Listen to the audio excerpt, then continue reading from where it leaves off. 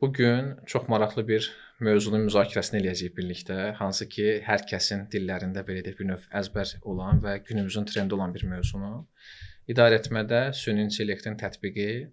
Bugün Baku Gross Akademinin bu podkastını dinləyəcəksiniz. Bugün çox maraqlı bir qonağımız var. Hansı ki, Azərbaycanda deyərəm ki, zaten AI sahəsində, süni intellekt sahəsində mütəxəssislərimiz barmaqla sayılası qədərdir hələ ki və o tək və az olan mütəxəssislərdən biri AI eksperti Nihat Abdullayev bugün bizim qonağımızdır. Nihat, salamlayıram səni. Xoş gördük Semir bəy. Təşəkkür edirəm dəvətiniz üçün. İzləyicilərimizi də salamlayıram. Ümid edirəm ki, necə deyirlər, maraqlı bir podkast alınır. Maraqlı və faydalı bir podkast olacaq.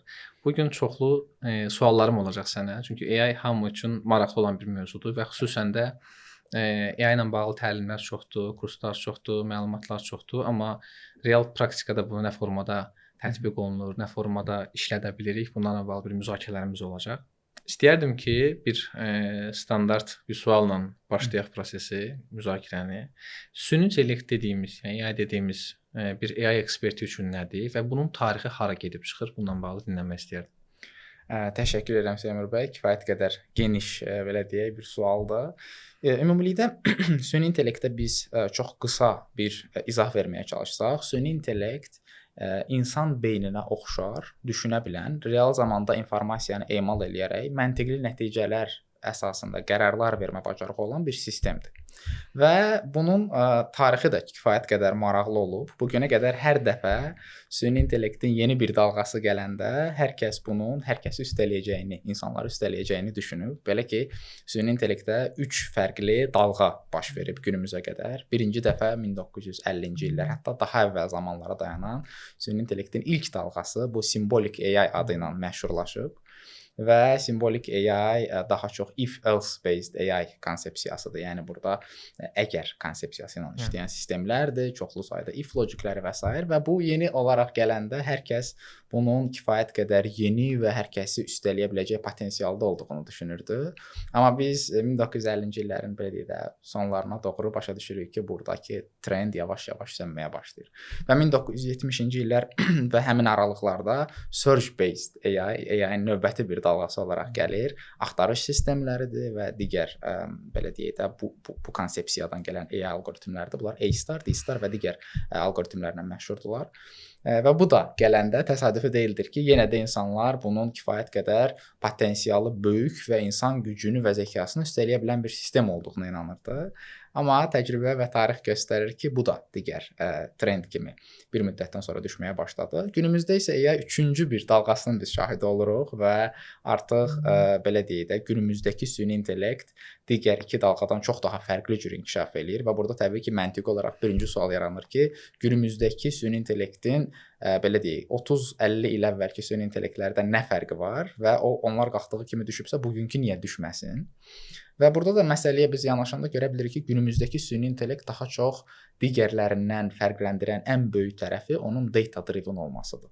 Yəni artıq bu gün süni intellektdə çalışan şirkətlər, burada böyük korporativ sektorda fəaliyyət göstərən qurumlar kifayət qədər böyük data bazalara malikdirlər. Və artıq belə deyək 1900-cü illərdə başlamış internet hərəkatı və 2010-cu illərdən 15-ci illərdən daha dəqiq desək big data streaminin formalaşması, digitallaşma trendi, ondan sonra artıq böyük data konsepsiyası şirkətlərə imkan verib ki, kifayət qədər böyük bir data baza formalaşsın və artıq günümüzdəki data driven süni intellekt üçün bir prerekvizit formalaşmış olsun. Və yalnız bundan sonra formalaşan və populyarlığı artan süni intellekt, yəni modern günümüzdəki süni intellekt data driven olduğuna görə artıq kifayət qədər fundamental bir baza ilə irəliləyir. Və bu onun uğur faizini kifayət qədər artıran əsas amildir. Good. Bir tərəf mənə maraqlıdır. Deməli, süni intellekt bir bizim gündəlik rutin həyatımız var, bir də korporativ iş həyatımız var, belə deyək. Başlanğıcı gündəlik həyatla başlayaq.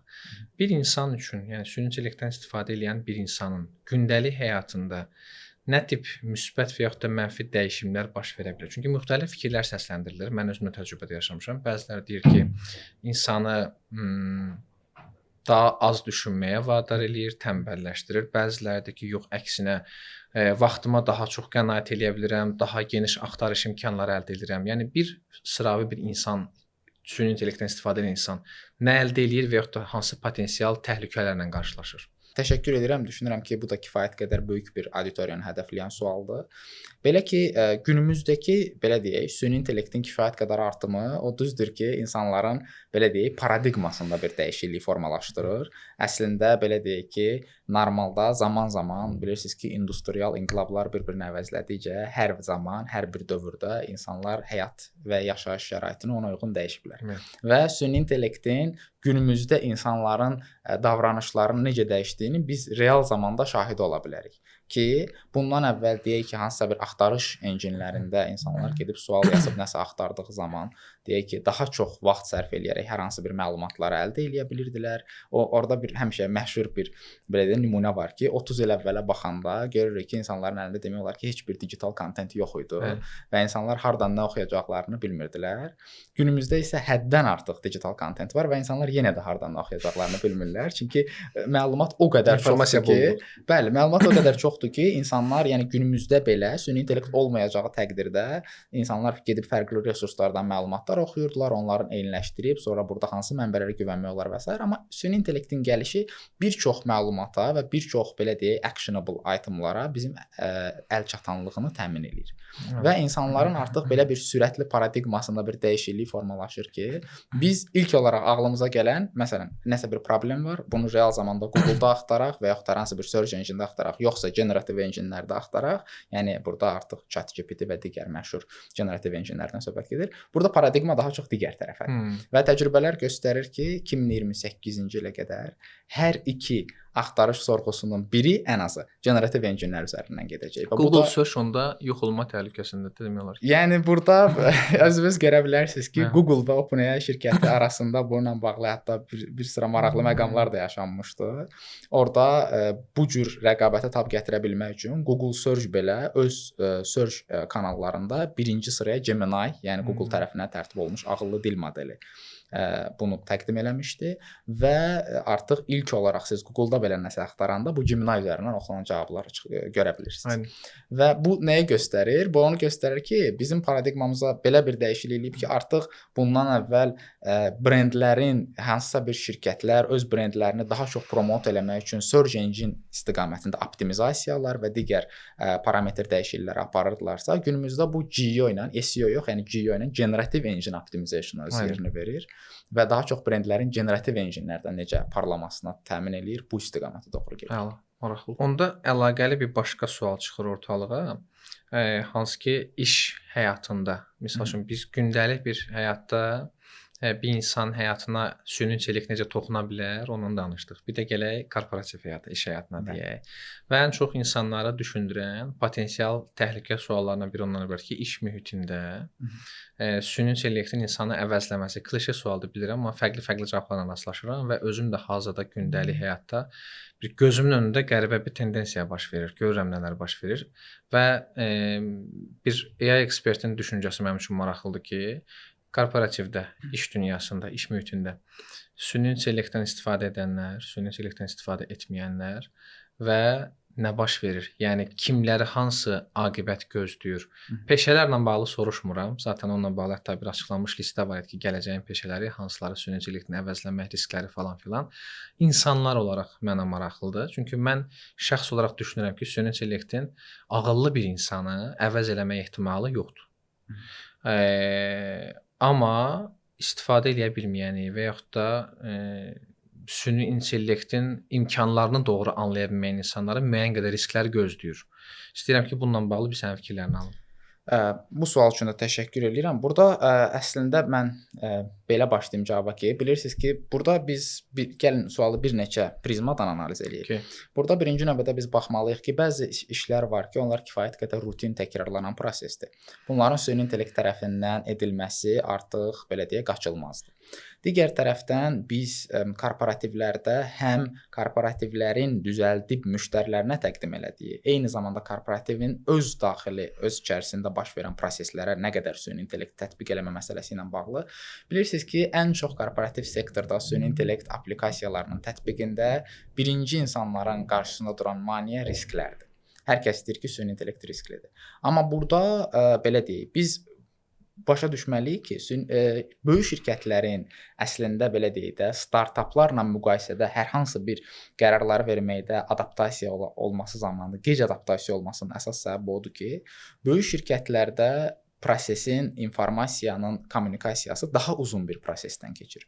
Və bu nə formada izah olunur? Yəni texnoloji adamlarla qeyri-texnoloji, non-texnical və non-technical insanlar arasındakı kommunikasiya nə formada gedir və süni intellekt applikasiyaları neçə fərqli yerə bölünür? Bunların risk analizləri hansı səviyyədədir? Hansı applikasiyalar həqiqətən də risklidir? Hansı applikasiyalar həm o şirkətin öz çalışanı üçün və yaxud da şirkətin ümumi reputasiya və məlumatların sızması və digər istiqamətlərdəki risklər nəzərə alınır. Bu istiqamətdə birinci ondan başlamaq lazımdır ki, dəqiq analitik bir hesablama aparmaq lazımdır. Digər tərəfdən sizin sualınıza gəldikdə bilirsiniz ki, süni intellekt belə deyək də hazırda 30 yaşında bir insan nəyəsə baxıb qərar verirsə ki, tutaq ki, belə deyək də bu ağacdır. Onun 30 illik görmə təcrübəsinin nəticəsi deyil. İnsanlar 100 min illər boyunca əcdadlarından genlər daşıyırlar. Bu bizim 100 min illər ərzində formalaşmış genlərlə yığdığımız təcrübələrin nəticəsidir.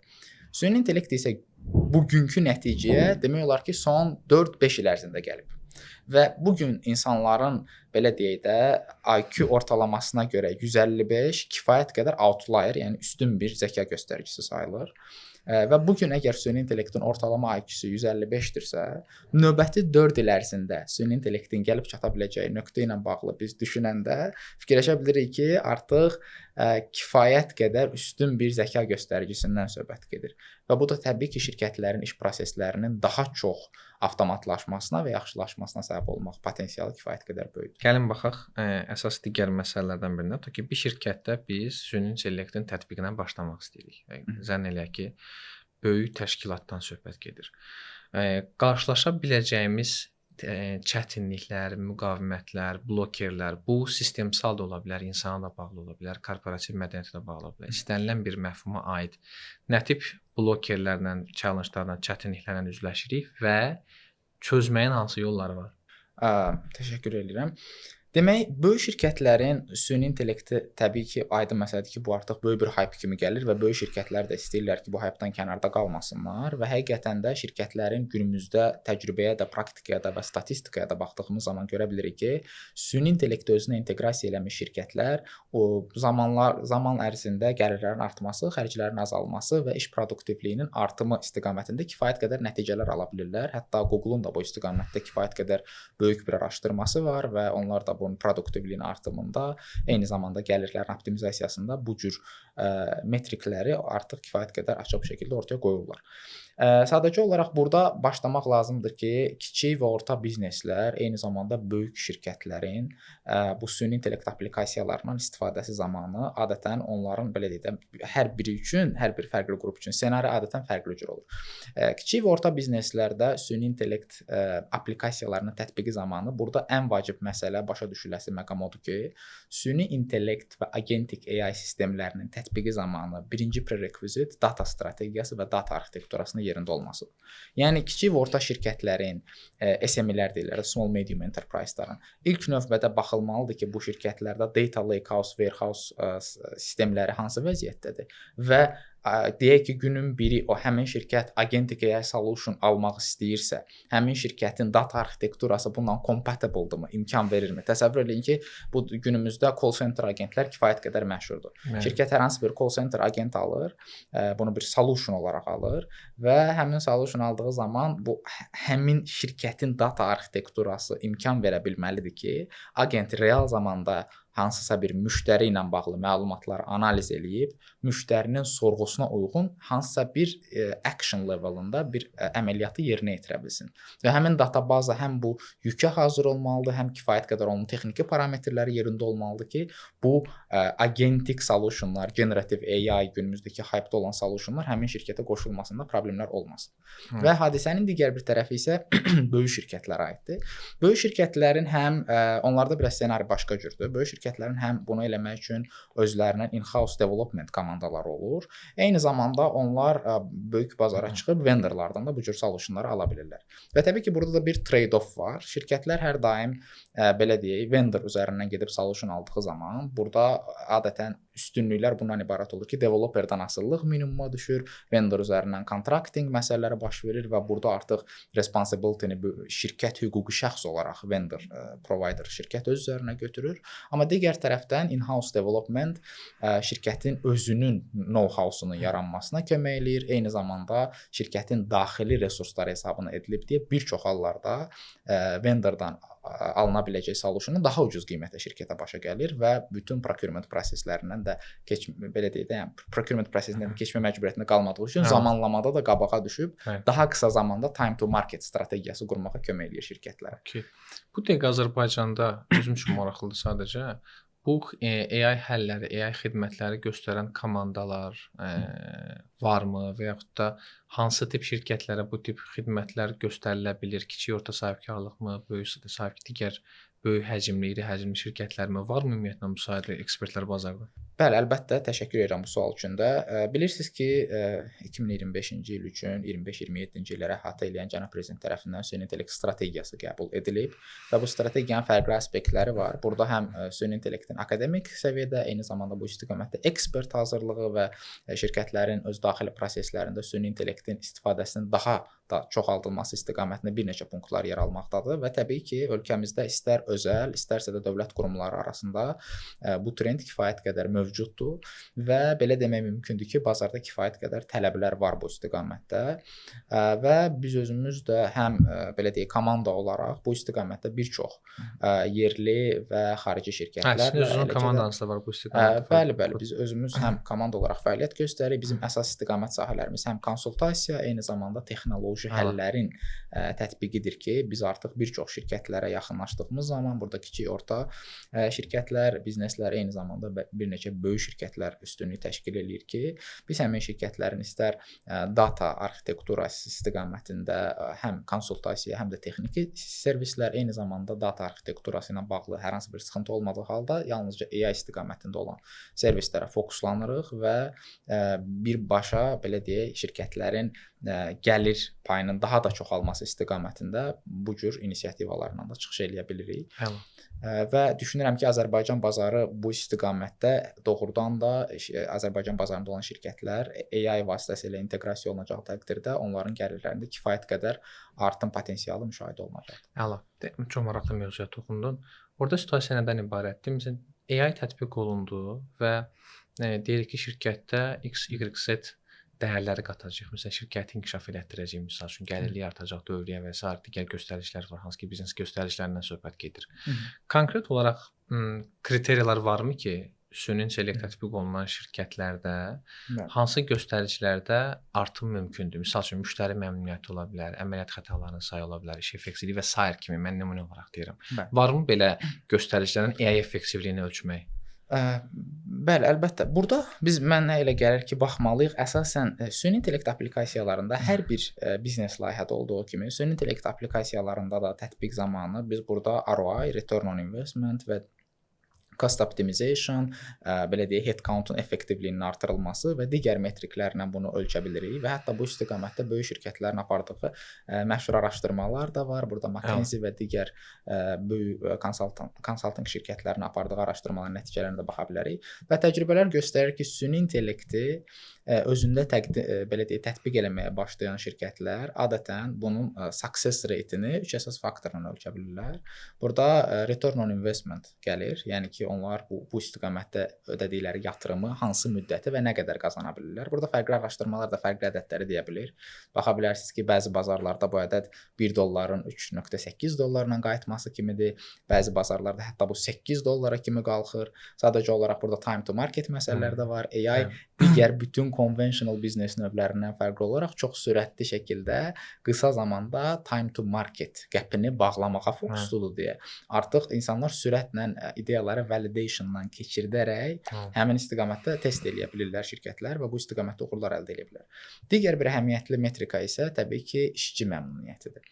Bilirsiniz ki, böyük şirkətlərdə kifayət qədər təkrarlanan rutin taskların olması bir reallıqdır. Və süni intellektin bu istiqamətdəki rutin taskları öz üzərinə götürərək prosesi avtomatlaşdırmaq və adaptasiyanı artırması və biz burada fikir verirsinizsə həm avtomatlaşdırma, həm adaptasiyaya fokuslanırıq. Çünki belə deyək, 5 il bundan əvvəl şirkətlərdə RPA adlanan bir konsept də var. Avtomatlaşdırma həmişə olub. Process automation. Yes, və robotic process automation həmişə olub, amma və biz həmişə düşünmüşük ki, şirkətlərdə bəzi proseslər avtomatlaşırsa bu həmişə yaxşıdır. Bu həmişə yaxşı olmadığı hallar da olub və bir çox hallarda şirkətin mövcud prosesi avtomatlaşdırılandan sonra yeni prosesə keçməkdə çətinliklər yaşanıb. Yəni bu günümüzdə yaxşıdır, amma gələcəkdə şirkət bu prosesi də dəyişmək istəyirsə, orada böyük sıxıntılar da yaşaya bilər. Ona görə avtomatlaşdırma adaptasiya olmadan şirkət üçün kifayət qədər sıxıntılar yarada bilər. Və AI-ın bu istiqamətdə gətirdiyi unikal dəyər ondan ibarətdir ki, AI təkcə avtomatlaşdırma gətirmir. Yəni belə deyək də, bir var ki, data driven decision making, bir də var ki, AI driven decision making. Yəni bu sadəcə avtomatlaşdırma deyil. Fundamental fərq nədir? Belə demək olar ki, data driven decision making daha çox bizim datadan analitik insightlar almağımıza fokusdur. Okay. Yəni düşünün ki, satış datasıdır. Mart ayı üzrə satışlar vizuallaşdırıldı, verildi və artıq rəhbər işçi olaraq deyək ki, siz gəlirsiniz, qərar verirsiniz ki, demək biz martda bunu yaxşı elədik, bunu pis elədik və artıq belə deyək də biz insightlar çıxarılmış vəziyyətdədir və rəhbər özü qərar verir. AI driven decision making isə təkcə data driven decision makingin skopunu əhatə eləmir.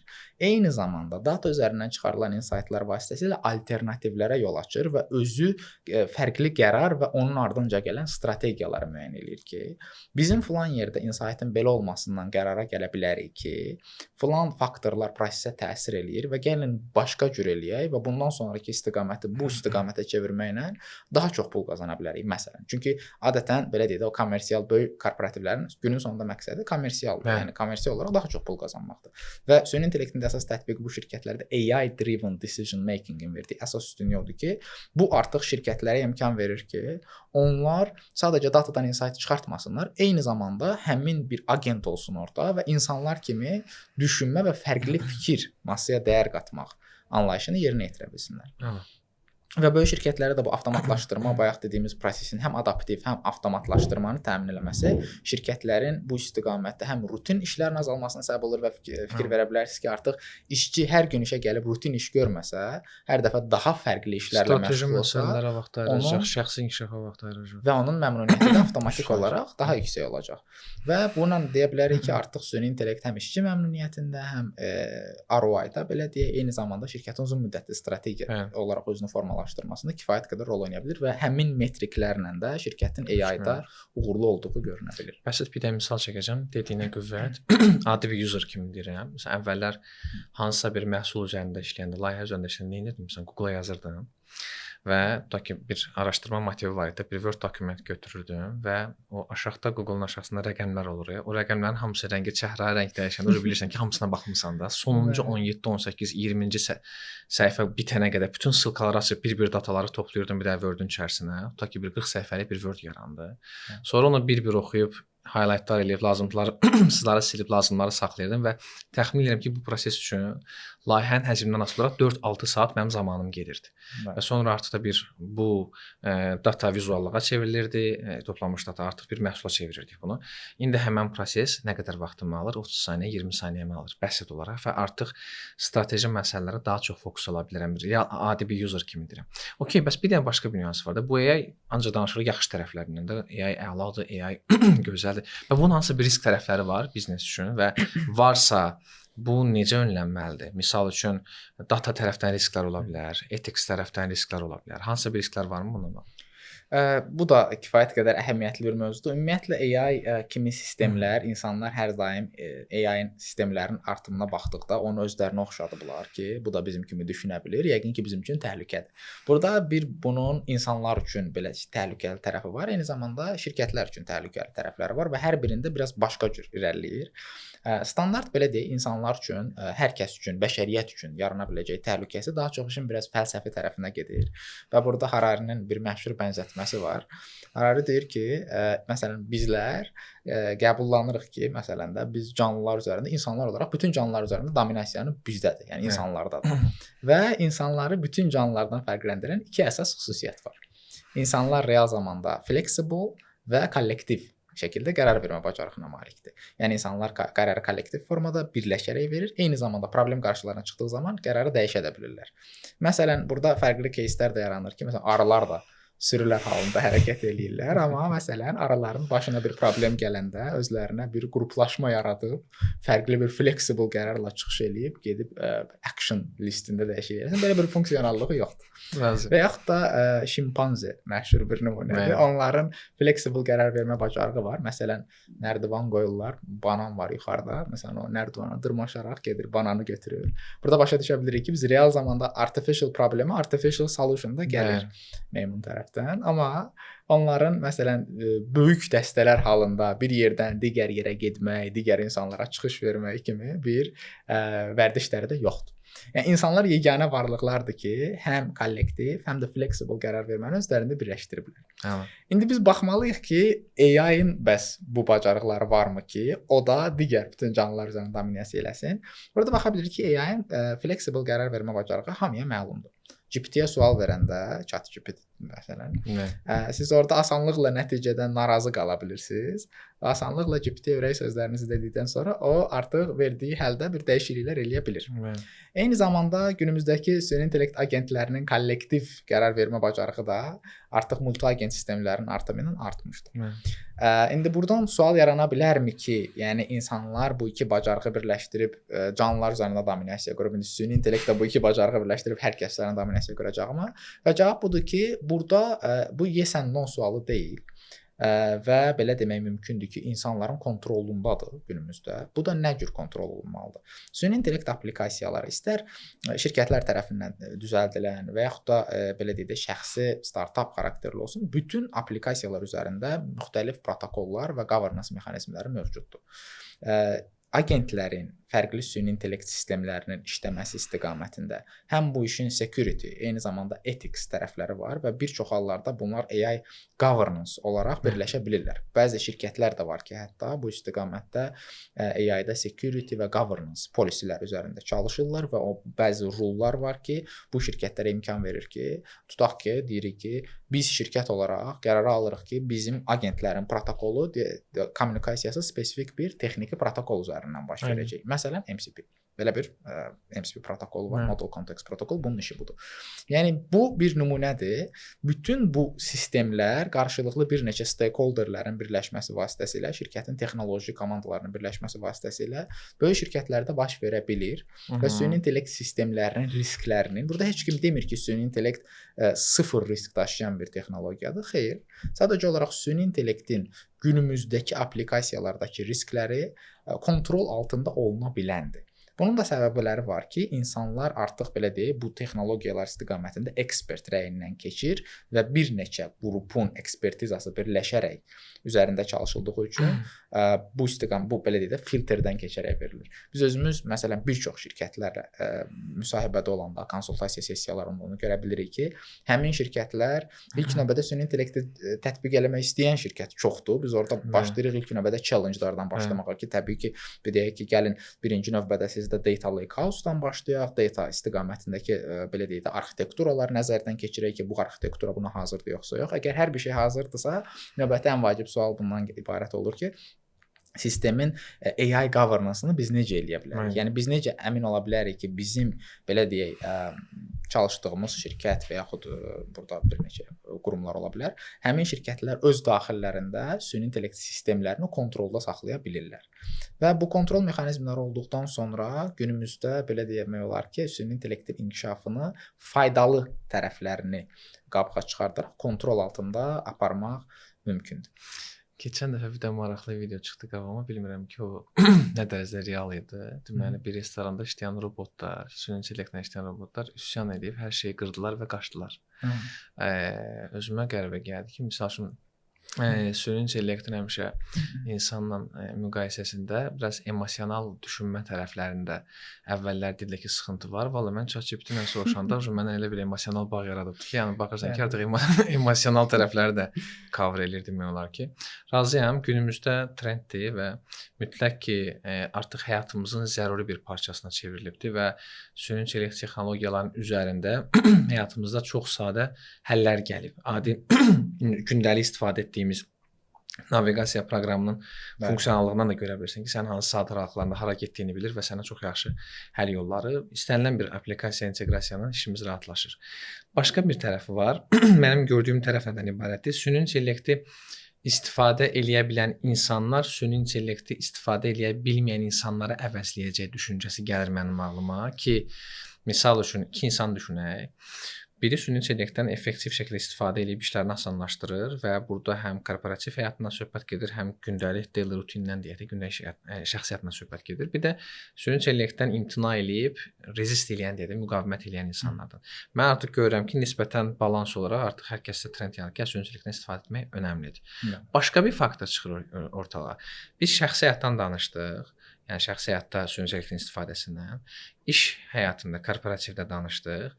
Bir də ölkə səviyyəsində, yəni daha çox geosiyasi gücə çevrilmək üçün süni intellekti istifadə edən ölkələr, istifadə eləməyən ölkələr bunda nələr gözləyir səncə bizi ölkə olaraq? Sualı bəlkə də biraz crazy ola bilər. Sorry, amma mənim özüm üçün maraqlıdır ki, bu masştab böyüyür də, ölkə olaraq artıq istifadə etməyəndə ölkənin hansı potensial təhlükələr gözləyə bilər və yaxud da yaxşı Əslində çox geniş və hər tərəfli bir sualdır.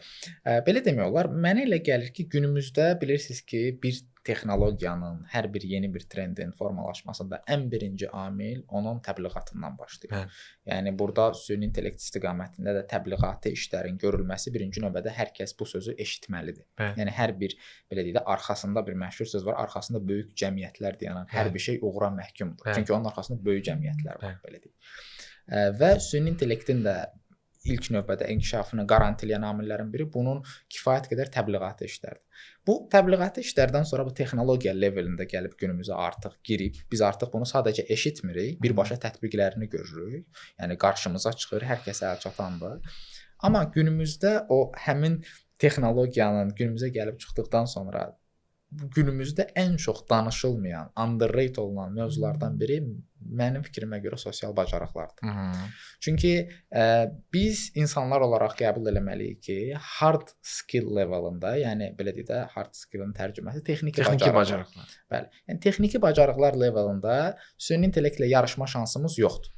Və siz artıq günümüzdə Wall Street jurnallarının araşdırmalarına, statistika nəticələrinə baxsaz, görə bilərsiniz ki, növbəti 5 ildə IoT və robotikanındır və artıq IoT və robotikanın da inkişafı ilə AI is getting belə də real güclənir əl üzərində, bəli, güc əldə eləyir və insanların hard skill levelında süni intellektlə mübarizəsi mümkünsüzdür. Yəni süni intellekt həmişə bizdən ağıllıdır. Bu çox sadə nümunədir. Kalkulyatorun bizdən ağıllı olmağına bənzəyir. Yəni necə ki kalkulyator insan düzəldib, o daha böyük əməliyyatlar eləyə bilir, biz bacarmırıq.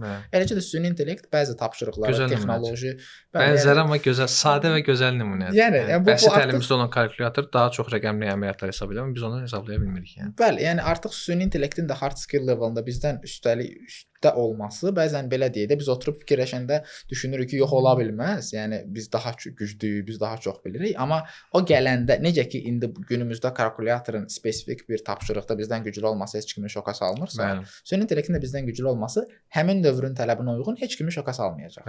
Çünki biz burada başa düşməliyik ki, süni intellekt düzdür gəlir, inkişaf potensialı da düzdür böyüyür, amma nəsillər də bir-birini əvəzləyir. Yəni daha ağıllı nəsil gəlir bir növ. Bu təkamüldən də gələn bir şeydir. Bilirsiniz ki, məsələn, millenium nəsli texnologiya ilə böyüməyib də. Demək olar ki, onların dövründə texnologiya olmuyor. Bizim nəsil Z nəsli sayılır. Bizlər televizorlarla, belə deyək, böyümüş uşaqlarıq. Bizdən sonrakılar alfa nəslidir. Alfa nəsli iPad-la böyüyür və 2025-ci ildən artıq xoşbəxt beta nəsli dünyaya göz açdı və nəsillər bir-birini əvəzlədikcə siz nəsillər arasındakı düşüncə fərqini də kifayət qədər böyük fərqlər düşünə bilirsiniz. Yəni biz burada insanların həyat tərzindən və bunun geosiyasi balanslara necə təsir eləməsindən danışırıq, amma burada ümumi insanlıq olaraq biz baxsaq ki, 1900-cü illərin insanı ilə 2000-ci illərin insanının işləmə belə deyək də səviyyəsində kifayət qədər böyük fərqlər var. Yəni onun istifadə etdiyi fiziki güc 2000-ci illərin insanının istifadə etdiyi fiziki gücdə, yəni yerlə göy qədər fərq var da, belə deyək. Amma indi 2000-ci illərin insanı daha az fiziki güc tələb edən işlərlə məşğuldur deyə cəmiyyət daha az mı inkişaf eləyir? Yəni heç də yox. Razı. Yəni burada artıq biz başa düşməliyik ki, hər dövrün o düzdür ki, süni intellekt getdikcə belə deyək də, o bir araşdırma var ki, deyir adamlar şey olacaq, texnoloji kentavr olacaq. Mən bu barmaq alacaq flash kart, o deyir ki, yox da mən barmağımı vermərəm. O deyir ki, tamam, bu sənin üçün gəlmir də. Yəni onun öz adamı var, həmin nəsil, həmin dövrdə böyüyən nəsil verəcək o barmağını ki, götür flash kart elə. Yəni tamam da bu öz dövrünə aid gəlir. Və həqiqətən də süni intellektin gələcəkdəki inkişafı biraz ona bənzəyir. Yəni o düzdür ki, biz bunu indidən təxmin eləyə bilmirik. Amma 1900-cü illərdə də 2000-ci ildəki həyatı təxmin eləmək mümkünsüz idi. Və bəlkə də kimsə deyib gülüblər ona. Yəni indi bu gün də kimsə desə ki, gəlin yaşayırıq məsəl üçün. Bəli, əlbəttə. Yəni ona görə də bu sağlam bir yanaşmadır ki, yes, bəli, süni intellektdə bir şeylər baş verir və bunun gələcəkdə sosial bacarıqların burada önəmi daha da artır. Çünki biz hard skill levelında süni intellektlə yarışa bilmiriksə, yerdə qalır soft skilllər. Yəni insanlar olaraq biz digər insanlarla necə kommunikasiya edirik? Yəni ola bilər ki, belə deyək də, fərqli texnoloji məsələlərdə artıq tam da deyək ki, kimsə interndür, siz seniorsunuz məsələn, amma süni intellekt ikimizdən də ağıllıdırsa, deməli odur qabaqda olan. Və belə olan təqdirdə artıq sosial bacarıqlar, insanların publik çıxışları, onların nə qədər özlərini daha yaxşı ifadə eləmə bacarıqları, digər belə deyək insanlarla nə qədər yaxşı kommunikasiyada ola bilər, bu bacarıqlar önə çıxır.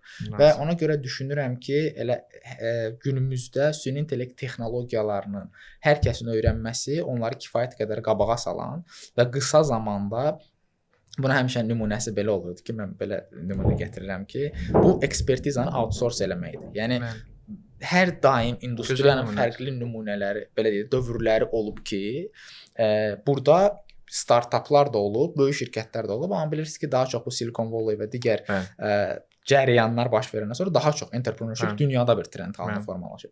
Və nə vaxt ki, industriyada bu qədər böyük bir dəyişikliklər baş verirsə, belə deyək ki, məsələn, o nümunə var da deyir, buxar maşınından karbüratorlu maşınlara keçirlər və həmişə ustanın vaxtı olur ki, buxar maşınından karbüratorlu maşına keçəndə getsin karbüratorun içini öyrənsin. Çünki daha buxar maşını sürəndə yoxdur.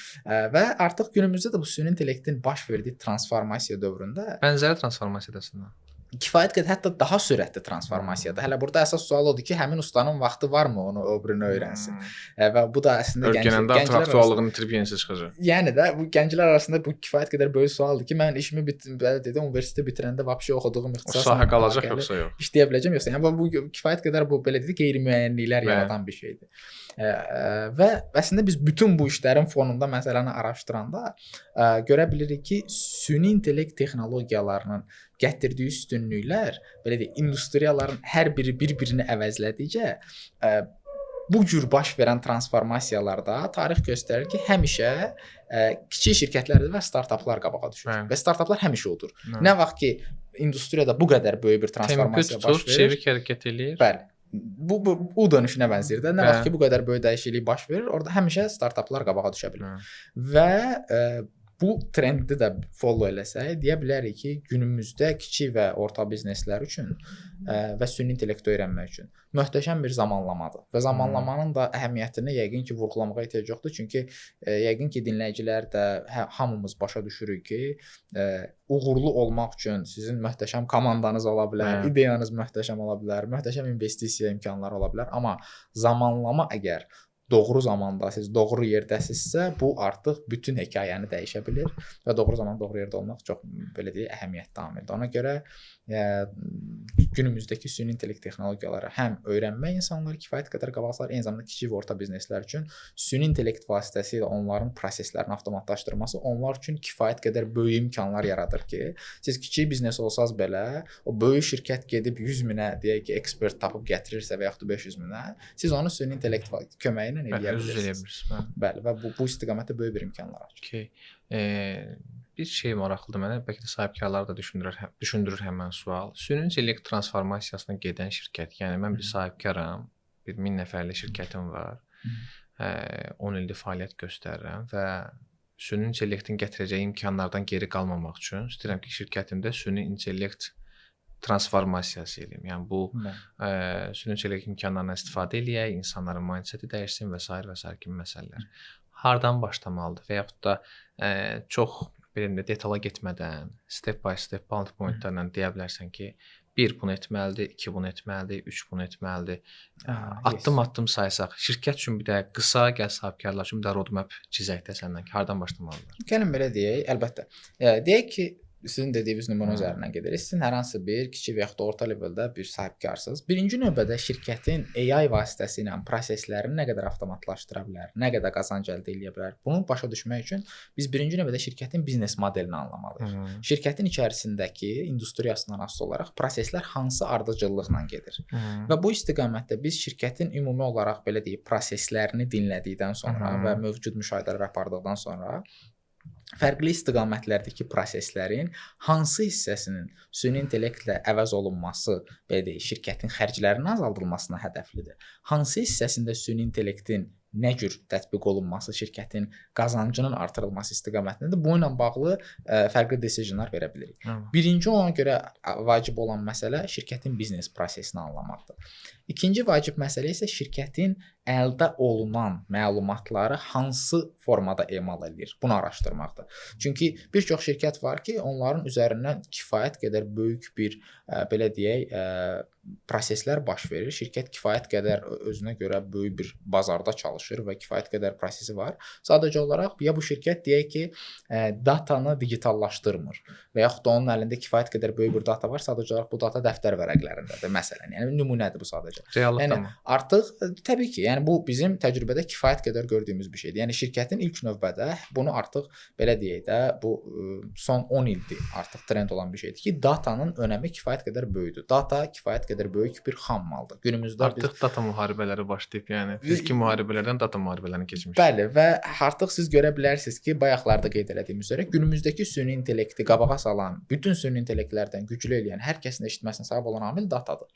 Yəni bu günləri bir kiçik və orta biznes varsa, o açıq şəkildə başa düşməlidir ki, datanın önəmi kifayət qədər böyükdür. Bu data yığılmalıdır, store olunmalıdır. Burada söhbət Excel cədvəllərindən də getmir. Kifayət qədər böyük, scalable data arxitekturası olmalıdır və yalnız bu arxitektura olandan sonra biz datanın hansı üsullarla monetizasiya edilə bilər, bununla bağlı düşünmək lazımdır. Yəni ki, artıq tamam, bizim ilk növbədə proseslərdən xəbərdarıq. İkinci növbədə datalarımız var və qorunur. Bu data itmir. Çünki hər bir data, belə deyək də, müəyyən bir pulu ifadə edir də şirkət üçün. Çünki onun hər bir datası bir insightdır. Şirkətin prosesi ilə bağlı. Nəyi necə eləyək ki, daha yaxşı baş versin? Hər bir data bir insightdır. Üçüncü növbədə isə baş verən olan məsələ artıq biz data strategiyası və mövcud datanın əsasında bu datanın monetizasiyası ilə bağlı düşünməliyik.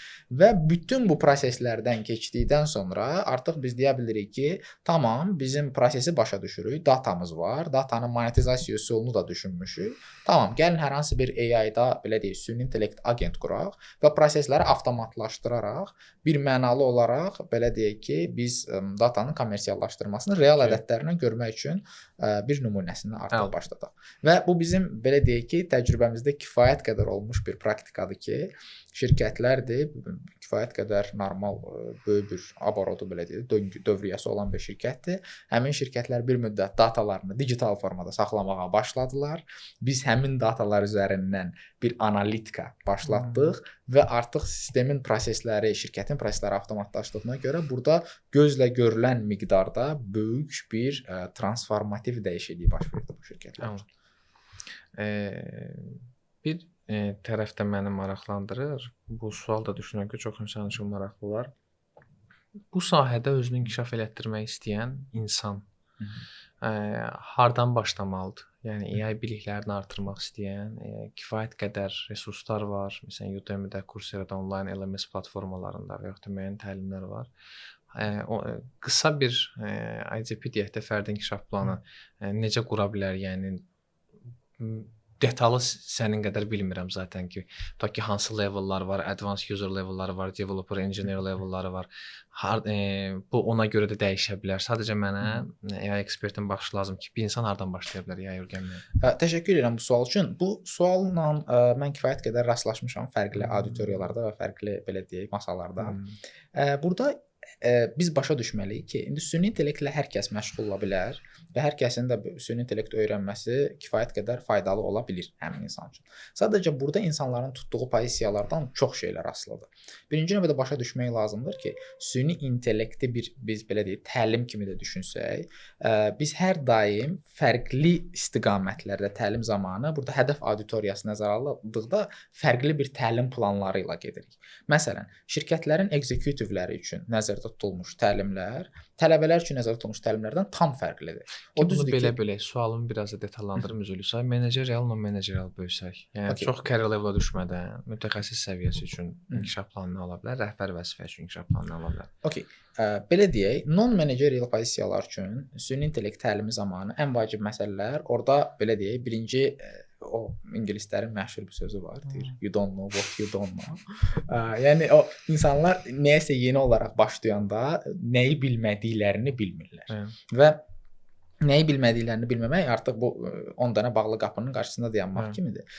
Və artıq müəyyən bir belə deyək, hər hansı bir kurs materialları, burada fərdi self-learning materialları da kifayət qədər üstünlük təşkil edə bilər və yaxud da hər hansı bir kurs materialları, universitetlərin də əsas prinsipləridir bu proses. Bunlar kifayət qədər faydalı olaraq ilk addım fundamental baza istiqamətində istifadə oluna bilən bir roadmap stepidir və həqiqətən də tövsiyə olunan bir stepdir ki, amma burada bir məsələni də başa düşmək lazımdır ki, kurslar və yaxud da universitet ekspert səviyyəsində bir kadr yetişdirmək kimi bir məsuliyyəti yoxdur və yetişdirmir də. Kursların əsas məqsədi tələbəni, bunu öyrənən belə deyək də, tələbəni nəyi bilmədiyini anlayacaq bir levelə gətirməkdir. Və artıq həmin levelə gəldikdən sonra tələbə nəyi bilmədiyini bilir və nəyi araşdırmalı olduğunu, nəyi araşdırmalı istədiyi ilə bağlı daha yaxşı fikir formalaşır. Və artıq istəyinin arxasınca daha dərindən gedər və başa düşür ki, o süni intellekti istəyir ki, gündəlik həyatlarında daha çox proseslərini sürətləndirmək üçün istifadə etsin. Yoxsa bu istiqamətdə professional developer olmaq istəyir. Və istəyir ki, getsin böyük şirkətlərdə o çox milyonluq auditoriyaya xidmət edən solutionlar çıxartsın. Digər bir istiqamət isə bunun managerial tərəfləridir. Managerial tərəflərdə süni intellektin istifadəsi daha çox burada birinci növbədə süni intellektin risk analizindən başlanılır. Növbəti olaraq süni intellekt şirkət proseslərində nə cür avtomatlaşdırmalar həyata keçirə bilir və süni intellektin gələcək potensial olaraq şirkət üçün belə deyək də transformasiya edilməsi zamanı hansı əsas faktorlar qeydə alınmalıdır? Bu istiqamətləri follow edilərək keçirir. Yəni biz burada management üçün nəzərdə tutulmuş süni intellekt təlimləri zamanı heç vaxt kifayət qədər dərin texnoloji məlumatların istifadəsi ehtiyac olmur. Heç bu insanların da buna ehtiyacı yoxdur da belə deyək. Yəni çünki onlar daha çox decision making tərəfdədirlər. Qərar verici istiqamətdə olduqları üçün onlar daha çox qərar verən zaman bayaqları qeyd etdiyimiz məsələ böyük şirkətlərdə, menecmentlərdə belə deyək də qərar vermə zamanı hər daim başa düşmək lazımdır ki, burada kommunikasiya məsələsi var. Yəni indi belə deyək də bir çox hallarda biz eşidirik ki, süni intellekt texnologiyaları risklidir. Amma bu risk bir çox hallarda uzun bir hekayəni bir sözlə qısaldılmış variantdır. Bunu menecmentə kommunikasiya zamanı doğru kommunikasiya üsulları ilə də çatdırmaq lazımdır ki, hər applikasiya birinci növbədə riskli deyil. İkinci növbədə hər applikasiyanın istifadəsi belə deyək də burada yəni risklərin özünün bir diversifikasiyası və qruplaşdırılması mövcuddur. Yəni tamam bu şirkət üçün niyə görə risklidir? Bizim konstitusiyanın bəzi maddələri var, vətəndaşların datasının cloud-a getməsinə bağlı. Tamam, indi gəlin oturaq fikirləşək ki, biz datanı cloud-a göndərmədən şirkət üçün bu solusyonu verə bilirikmi? Ki real təcrübədə də biz rastlaşmışıq bu cür problemlərlə. Məsələn, hansısa bir şirkətlə müsahibə zamanı biz görmüşük ki, şirkət deyir, yox bu olmaz. Niyə görə olmaz? Çünki burada risk var. Tam da yəni soruşursunuz ki, necə bir risk var? Yoxdur risk. Yəni elə bir use case var ki, həmin applikasiyanın use case zamanı siz fərqli belə deyək də texnikalardan istifadə edə bilərsiniz və eləyə bilərsiniz ki, həm sistem belə deyək ki, cloud-a getməsin. İndi mən daha texnik dildə bunu izah edirəm. Həm deyək ki, bizim datalarımız, konfidensial məlumatlarımız xarici serverlərə daşınmasın. Eyni zamanda qısa zamanda böyük bir analitik insightları biz alaq. Şirkətin problemini həll eləyirmi? Eləyir. Tamam. Yəni burada indi risk nədədir? Hər şey şirkətin öz serverindədirsə, heç bir data heç bir yerə getmirsə və biz full sistem üzərində. Heç bir risk yoxdur. Bəli, yəni burada məsələyə ona görə biz deyirik ki, yəni bir çox hallarda biz məsələni kontekstindən çıxardıb dəyər veririk ki, tam bu AI-dırsa risklidir. Amma burada daha çox işin dərinə düşmək lazımdır. Yəni buna kontekstinə qaytararaq bir neçə ona görə mən bayaq qeyd edirdim, şirkətin arxitekturası baxmaq lazımdır məsələyə ki, şirkət hansı nöqtədədir və hansı nöqtədə olmaq istəyir və proses ərzində nə cür dəstək göstərmək olar. Və bunun menecmentə doğru kommunikasiyası necə olmalıdır. Yəni biz əgər menecementə gedib desək ki, süni intellekt var, riskli bir şey gəlir, menecment nə deyir? Yox, eləməyək də. Yəni kim olsa o cür deyir. Burada ona görə də yəni risklə yanaşı kommunikasiyanın əhəmiyyəti kifayət qədər böyükdür, xüsusən də böyük şirkətlərdə. Mənim üçün kifayət qədər maraqlı, informasiya ilə dolu belə deyək də bir görüş oldu. Və cavablar düşünürəm ki, bizi dinləyən auditoriya üçün kifayət qədər faydalı və işlərində tətbiq edə bilir və mindsetlərində, düşüncə tərzlərində dəyişikliyə gətirib çıxara biləcək informasiyalar idi. Təşəkkür edirəm.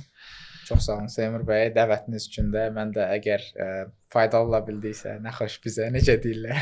Əla, xoş oldu və sonda demək istəyirəm ki, süni intellekt bizim qorxacağımız bir şey deyil. Əksinə demək olar ki, ən yaxın dostumuzdur və əsas funksionallığın istənilən bir texnologiyanın yaranma səbəbi, yaranma məqsədi bilirsiniz ki, insanlara xidmət etməkdir və burada da əsas məqsəd insanlara xidmət və insanların işini asanlaşdırmaqdır. İstər şəxsi, istər gündəlik həyatda. Bizi dinlədiyiniz üçün təşəkkür edirəm. Yəni gəldiyiniz üçün təşəkkür edirəm. Çox sağ olun. Çox sağ olun.